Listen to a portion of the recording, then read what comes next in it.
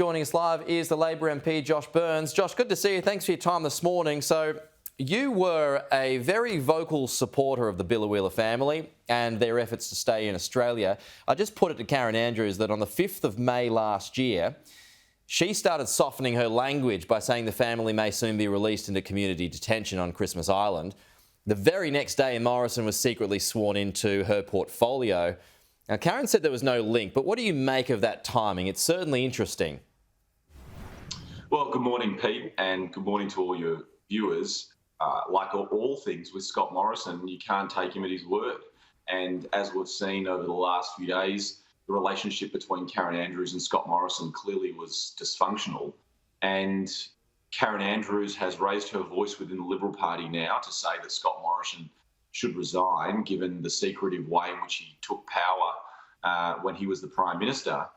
And instead of supporting Karen Andrews, the Shadow Home Affairs Minister, Peter Dutton's decided to ignore her and decided to choose to support Scott Morrison, the former Prime Minister who, in this extraordinary episode, took power not only without telling his cabinet colleagues, but without telling the Australian people as well. Is he supporting Scott Morrison, though, because he's accepted that an apology was the way to go to shed some light on this lack of transparency?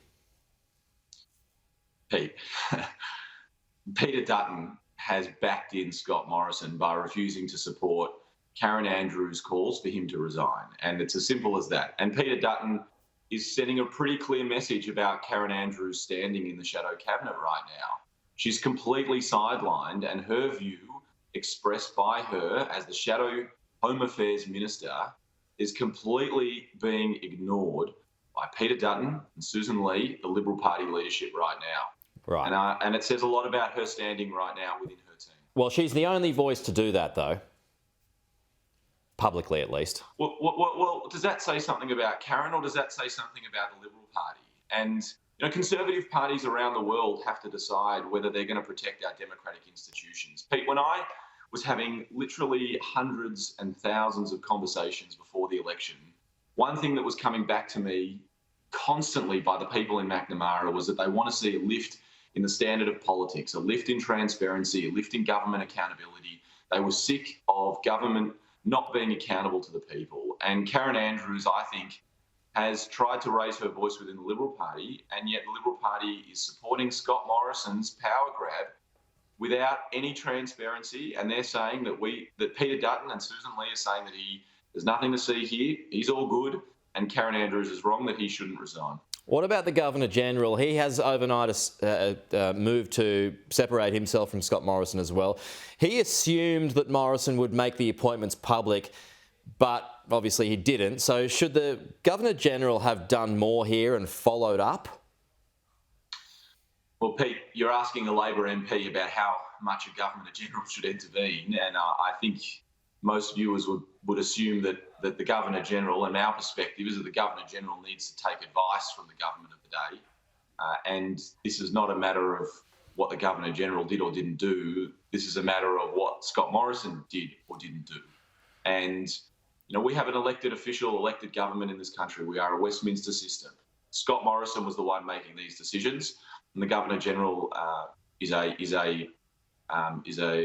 figurehead that helped facilitate the decisions of Scott Morrison. And Scott Morrison decided not to make those decisions known to his cabinet colleagues, which raises serious questions, especially the Deputy Prime Minister, when he was acting Prime Minister, didn't even know what he was acting for and what the responsibilities of the Office of Prime Minister were. So that's serious, as well as the decisions to not tell the Australian people. And as the Governor-General said last night, it was his expectation that these decisions were going to be made public. Sure, but could he have pushed back, though? Could he have asked more questions, as Governor-Generals have done in the past? I mean, again, Pete, I really would lean towards the Governor-General not intercepting and not interfering with the decisions of government of the day. That's not a matter for the Governor-General. It's a matter for the elected officials in our country. We are a democracy, and the government is accountable to the people. The Governor-General is not, and ultimately this is a decision for the Prime Minister.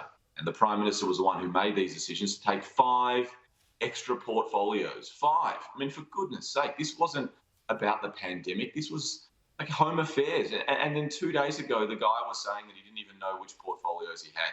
What rubbish.